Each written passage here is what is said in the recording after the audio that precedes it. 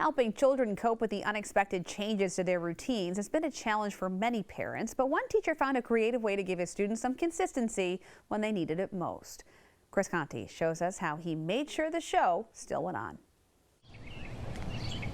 An unfamiliar silence has been lingering in the halls of schools across the country. Schools absent of students long before summer vacation began. I wake up and check my email to see who has questions. But third grade teacher Reed Clapp has learned he doesn't need a classroom to keep his lesson plans on schedule. Thank you so much for being patient with us. It's about this time in the year that Mr. Clapp and his students at Madison Creek Elementary School in Tennessee would be preparing for their end of the year show. Grammarella is known far and wide across the district. Every third grade kid wants to be in it. Typically, the satirical Cinderella-based show about grammar would be performed in the library. But because of the virus, that stage went dark. Like so many teachers across the country, Mr. Clapp had felt like he had the rug pulled out from underneath him. But that's when it hit him, a new play called Zoomerella. He threw out the old script, started from scratch, even had his kids audition on Zoom.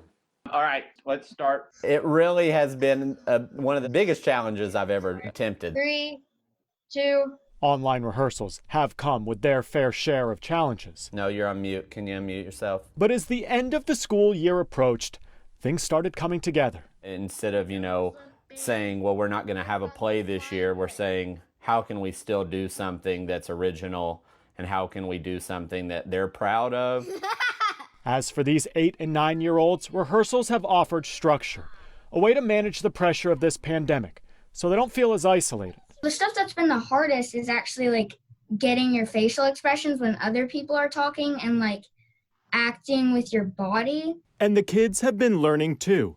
9-year-old Autumn plays Ella, the show's version of Cinderella. How am I going to get into the Zoom room without a link or a password? I've learned how to problem solve. Yes, they're 8 years old and they're 9 years old, but what we really want is when we're saying, hey, you need some light back there, and they're like, I don't have a light back there, and we're saying, what can you do to put light behind you?